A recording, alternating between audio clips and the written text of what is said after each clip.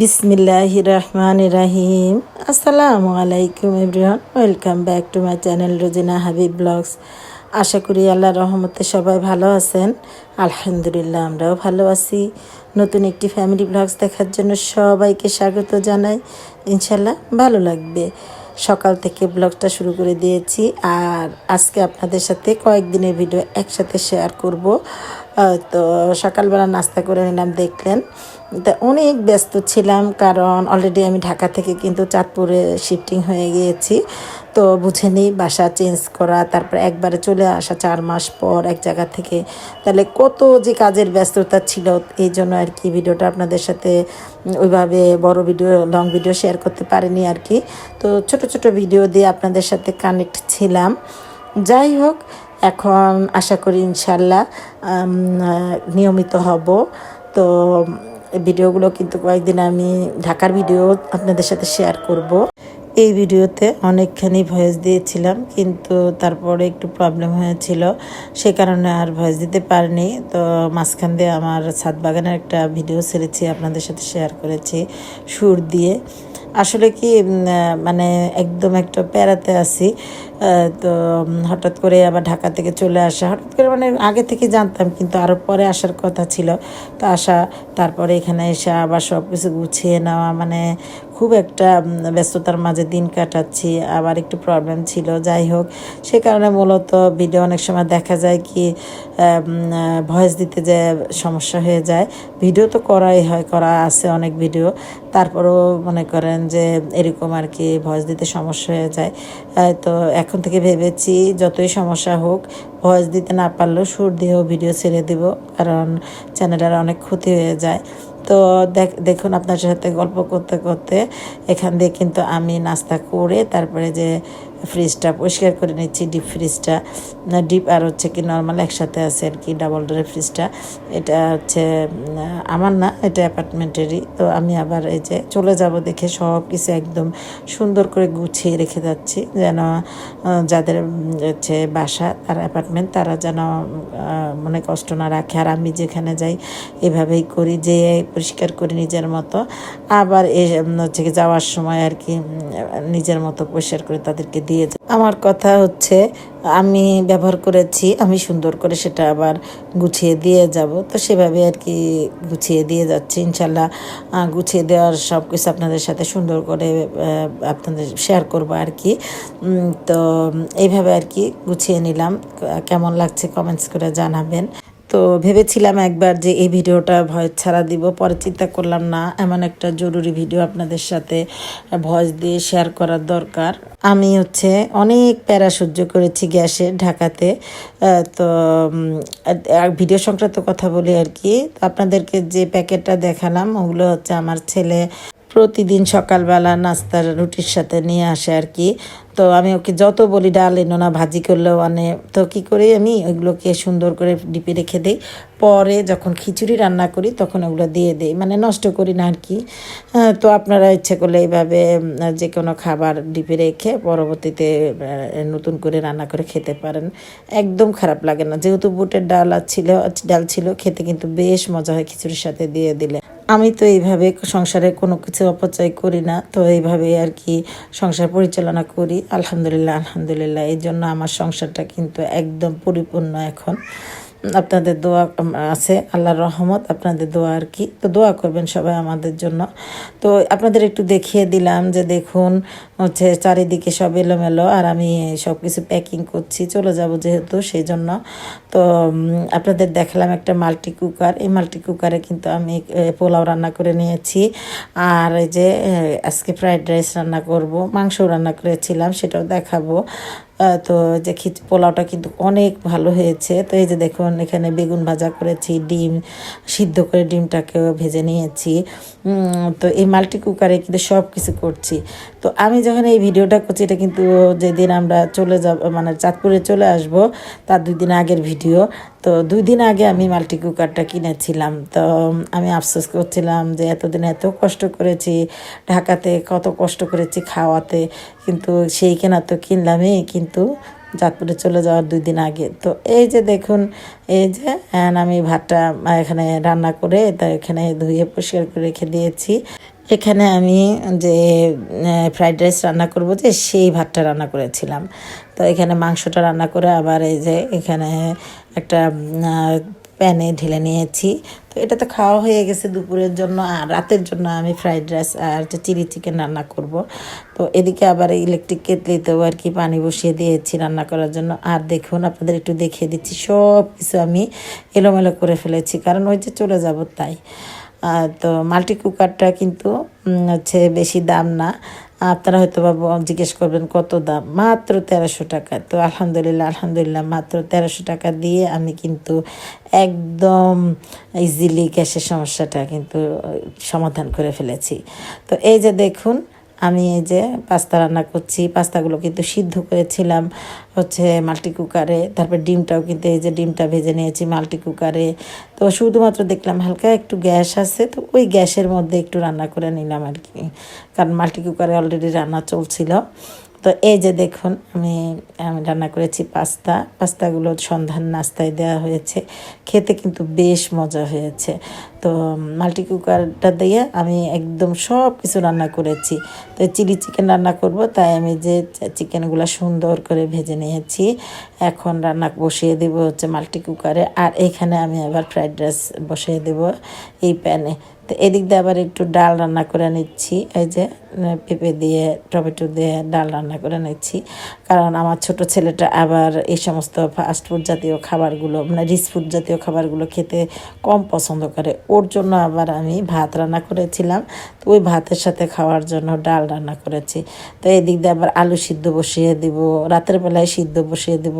তারপরে বুটের ডাল দিয়ে, তারপরে গরুর মাংসের হাড্ডি, এগুলো সব কিছু দিয়ে সিদ্ধ করে রেখে দেব, পরের দিন খিচুড়ি রান্না করব। তো ওই যে মাল্টি কুকারে তো রান্নাটা একটু আস্তে আস্তে হয়, এই জন্য আর কি সব কিছু আগের দিন রাতেই করে নেব। তো এখানে আমি যে বসিয়ে দিয়েছি আর হচ্ছে আমি যে প্যানটা বসিয়েছি গ্যাসের উপর, ওটাতে তো ফ্রাইড রাইস রান্না করব। তো ফ্রাইড রাইসের যে ডিমটা ওটা আবার এই যে মাল্টি কুকারে একটু ভেঙে নিচ্ছি, হচ্ছে ফ্রাইড রাইসে দিয়ে দিব আর কি। তো এই যে দেখুন প্রেস্টিজ, এইটা হচ্ছে 24 cm না যেন 18 cm, আসলে খেয়াল করলাম না, যাই হোক এরকমই হবে। এটা মাত্র আমার কাছ থেকে 1300 টাকা নিয়েছে, সেটাও দামটা আপনাদের বলে দিলাম।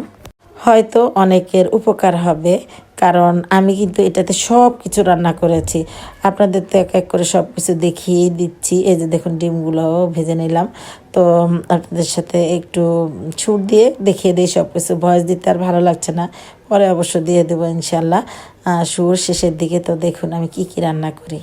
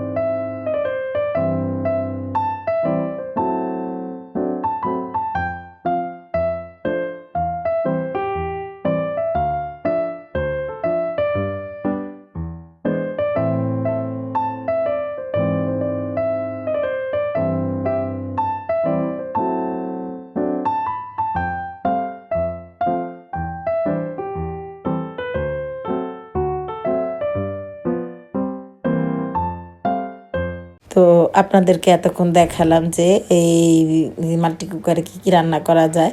তো এটা ছিল পরের দিন সকালবেলায় যে আমি ফ্রাইড রাইস রান্না করেছিলাম। এখন এগুলো একটু গরম করে নেব। তো আপনাদের সেটাও দেখিয়ে দিচ্ছি যে কি কি করেছি আমি। তো মাশাল্লাহ সব রকম রান্না করা যায়, আমি দেখলাম যেটা। তো আর কিভাবে পরিষ্কার করা যায় সেটাও আপনাদের একটু দেখিয়ে দিয়েছি। যাই হোক, আপনাদের এই ভিডিওটা হয়তো অনেকের উপকারও হতে পারে। আমি এটা কোথা থেকে কিনেছি আপনারা যদি জানতে চান কমেন্টস করে জানাতে পারেন। যাই হোক, আজকের ভিডিওটা এই পর্যন্তই। ভিডিওর কোনো অংশ যদি আপনাদের একটু ভালো লাগে তো একটা লাইক দিবেন, পাশে থাকবেন। ইনশাল্লাহ আমি আপনাদের পাশে থাকবো। আমি কিন্তু যার ভিডিওতে ঢুকি একটা লাইক দিয়েই ঢুকি এবং পুরো ভিডিওটা কমপ্লিট করেই বের হই, এতটুকু বিশ্বাস রাখতে পারেন। তবে আমি ছোট ছোট কমেন্টস করি, এটাতে কেউ মনে কিছু নেবেন না। যাই হোক, আজকের ভিডিওটা এই পর্যন্তই। আর যদি কারো ভালো লাগে আমার এই ভিডিওটা, আর যদি কেউ আমার পরিবারে নতুন এসে থাকেন, প্লিজ একটা ছোট একটা কমেন্টস করবেন। আমি ইনশাল্লাহ আপনাদের কমেন্টস দেখে দেখে চলে যাব। আমি ছোট কমেন্টস করলে কোনো কিছু মনে করি না। আর কেউ যদি আমার পাশে থাকতে চান, প্লিজ আমার চ্যানেলটাকে সাবস্ক্রাইব করে দিবেন, পাশে থাকবেন। পাশে থেকে বেল আইকনটি প্রেস করে দিলে আমি যে ভিডিও আপলোড করি খুব সহজেই পেয়ে যাবেন। ইনশাল্লাহ আমি আপনার পাশে থাকবো। সবাই ভালো থাকবেন, 5 ওয়াক্ত নামাজ পড়বেন, কোরআন শরীফ পড়বেন। আল্লাহ হাফেজ, আসসালামু আলাইকুম।